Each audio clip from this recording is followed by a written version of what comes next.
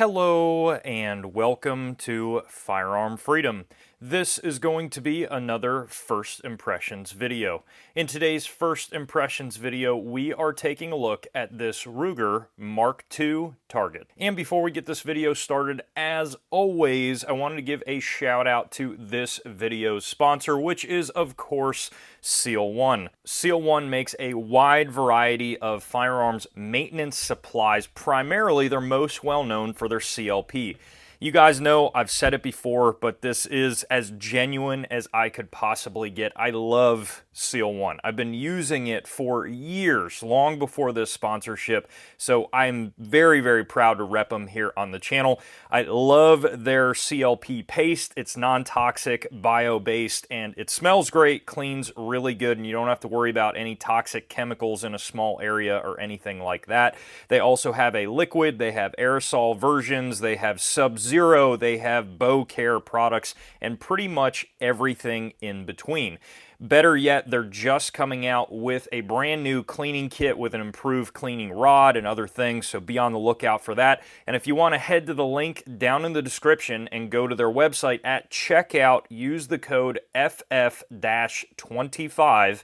That's FF-25, and it'll get you 25% off of your order for watching this video. I am very excited about this Ruger Mark II. This is an incredible pistol, a little bit of a spoiler alert, but we're going to get into it here as the review goes on. Now, I don't know why it always happens like this, but whenever I'm reviewing a 22 firearm, it takes me like 7 range days to compile the footage on the gun.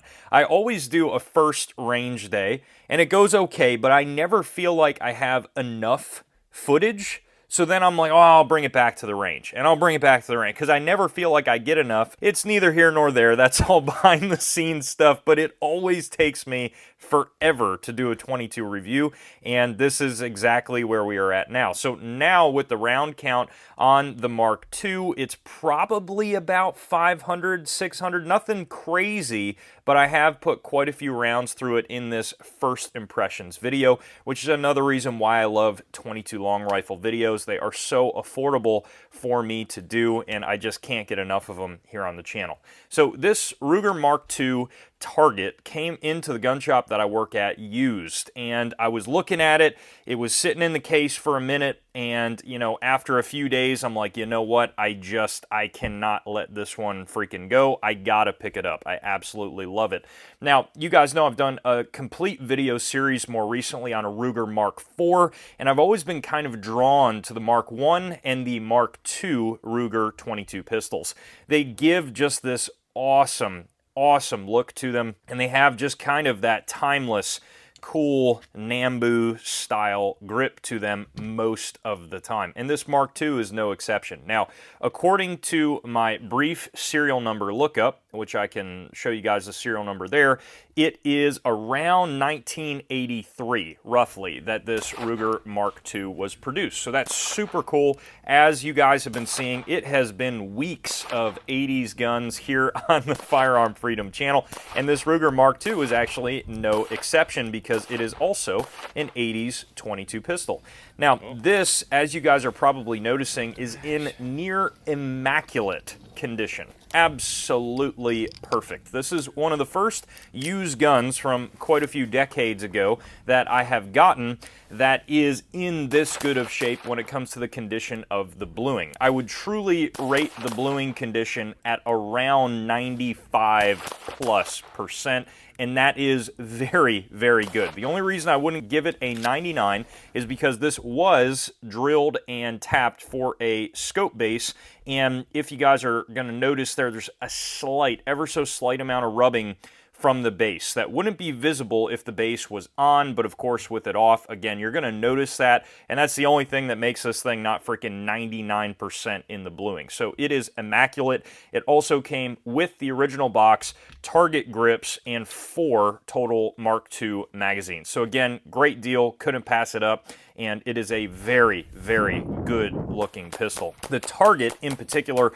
of the Mark II is going to feature a bull barrel. Now, of course, at this this time, you're not going to see it generally threaded. That was something that was usually done after the fact. But the target barrel is excellent. The pistol is weighted in a very, very nice way. All metal guns, so you're not looking at any sort of polymer or anything like that down here in the frame itself.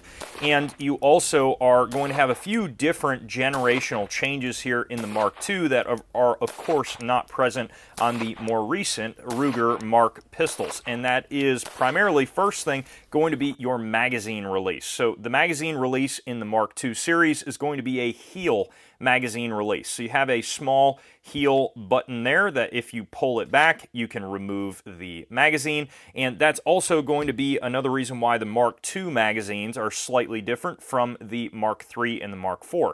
You'll notice that there are no grooves cut out of the magazine for a more modern magazine release to hook into because it doesn't need it. It's going to be hooking onto the back of the magazine. Other than that feature, these Ruger Mark II magazines are about the exact same as any other Mark IV or Mark III magazines that are out there in this specific model. Also, you have just an excellent safety. So this safety is going to be right here. Of course, down is fire, up is safe. And what I love about this safety, especially compared to the Mark IVs, a lot of people were mentioning in my Mark IV video, they're like, hey, those safeties suck. And, you know, the more people said it, the more I was like, you know, you're absolutely right. It really does get in the way. This Mark II safety, once you flick it down, there is absolutely no issue of that getting in the way. You don't feel it at all, and it is such a comfortable purchase on this gun. So I absolutely love that Mark II safety. The bolt release, about the same as modern representations. And of course, on this particular model of the target, we have our traditional Nambu style-ish frame here that is going to be a small circular trigger guard, which I think just looks excellent. On the target variation of this Mark II, you're rocking traditional black plastic grips with the Ruger emblem on the right-hand side. The grips are in excellent condition, no nicks, dings, scrapes, anything like that. They look brand freaking new. And then you are going to have traditional target sights. Now, these sights were a little bit for me to get used to, but they are incredibly good sights for bullseye shooting, which is typically what a lot of folks are going to be doing with a pistol like this. You'll notice the front sight is recessed backwards, and that was the part that was a little bit interesting to get used to because you do kind of notice that as it's tipping back opposed to a standard front sight that's going to be more drifted forward. The original drilled and tapped mount that came with this is a very old school style Weaver mount, so I was not interested in still using that. There's not much that's going to bolt directly to that, so I went ahead and just left that in the box, and you're having a dovetailed in adjustable rear sight. The bolt handle here on the back, the little charging handle guy on the bolt, is your traditional T-shaped, as you guys are going to see there. Very easy to grab onto and really, really nice. I have no complaints about that at all. Now, this particular Ruger has an aftermarket trigger in it that was done back in the day, and this trigger is phenomenal. It is absolutely phenomenal. I will go ahead and break some dry fire rules with 22 and go ahead and dry fire this. In order to take these pistols apart, you need to dry fire them. So although it's not something you want to do all the time, it is not the end of the world. So we have 0 take up whatsoever. You're going to hit a wildly crisp wall, and that was the break. And you're looking at about a pound, if that. And then our reset here is right there in your wall again. This trigger is scary. It is that good. It is very, very nice. It comes in at probably, again, about a pound on the break. You don't even feel it breaking. You got to be real cautious with it, but it is a phenomenal old school competition Ruger trigger, and I cannot get over how good it feels at the range. How is shootability of this pistol? First and foremost, we can talk about the reliability. This pistol was, I'm going to go out on a limb and say it is basically 100% reliable. Now, as we've seen with the Mark IV ammunition these days, this gun is not ammo picky. okay? I have now proven with this pistol and many other recent 22s that I've been doing, and this is a bold statement, but you know, I'm getting frustrated at the quality. CCI, okay, what has been known as the gold standard for 22 long rifle ammunition for quite some time, is producing crap 22 ammo these days. And you know what, I say that with 100% confidence at this point in time with all of these past reviews. More specifically, the ammunition that I'm really struggling with, no matter what lot number, no matter what it is, if I buy it new, is mini mags and standard velocity. They are overly waxed. It is so much so that I think they should recall that ammo or recommend you only run it in revolvers at this point.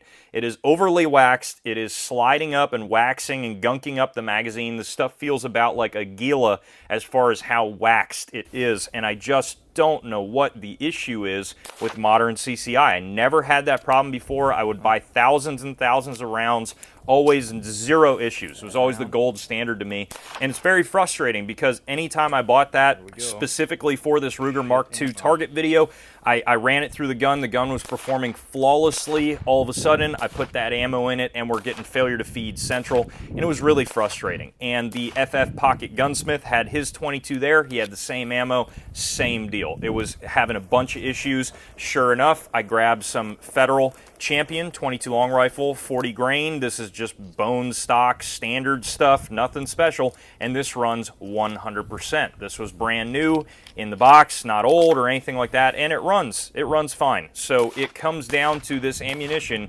being overly waxed, and that's the biggest problem. So this gun is not ammo picky. Just ammo these days for 22 long rifle kind of sucks. Once you get some good non-waxed or overly waxed ammunition, this thing's going to run incredibly well. I was a little frustrated because when I did my accuracy testing on this pistol, I was shooting that CCI, and you can see the group just kind of really opening up, and I'm going fast, and that's because I'm frustrated, to be honest with you guys.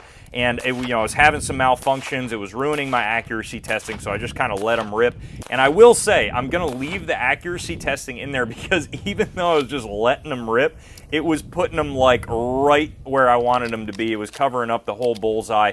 And although this pistol is far more accurate than I will ever be, even if you're just throwing them down range, it will put them where you want them to go. And anywhere I saw that sight, that's where the bullet landed. So it is an incredibly accurate pistol. I do want to make another quick comment about the takedown process of the Mark II. Now, a lot of folks told me, I've been in this industry now almost 10 years, and I've actually never gone down to field strip a Mark II or a Mark III or anything below a Mark IV because I always heard the horror stories. I always heard, oh man, you're never going to get it back together, and it's going to come back in a bag of parts and all of those things. And I never really got into it because I'm like, I don't own one. I don't really want to get into it on the gun line and have me not be able to get it back together or whatever. So I finally bought one. I'm like, look, I'm going to have to finally do it. So I pop up a video on YouTube, and it is not even that difficult. So I don't know. I'm sure some are harder than others, but, it's a little bit weird to get it back together, but it was really not that bad. So if, I make this comment because I know a lot of people avoid these guns. I mean, truly, I get people coming in, they're like, I don't want that. It's way too hard to take apart. It is not that tough. So don't avoid a Mark II, Mark I, Mark III just because you're not liking the disassembly process. Yes, it's not as easy as a Mark IV one-button release, but it is not that tough. It takes a few tries, but if I can do it, trust me, if I can do it, you can definitely do it. So don't let that be a total issue when it comes to figuring out this pistol and if you want to buy it or not. Now, the beauty of these Ruger Mark Series pistols is they are out there and they are still available. I like the Mark II because it gives me that old school Stallone Assassins movie vibes, right? And it's seen all over the place as kind of like a sentry dispatching pistol in the United States military all the way back through Vietnam up to the GWAT and everything like that. It's just a cool gun. I love everything about it. So this is kind of like a raving review, but I absolutely love this Mark II, and I'm really interested to try to find maybe a Mark I or something like that out there. I mean, I can't remember if they call them Mark I or Mark. You guys will probably correct me down in the comment section, but that is going to wrap up this first impressions video on the Ruger Mark II target. If you guys have any other questions about this pistol or anything else on the channel, please throw them down below in the comment section, and I absolutely will get back to you. While you're down there, head up to the description for the links to support the channel, and as always, stay tuned for more great videos coming soon.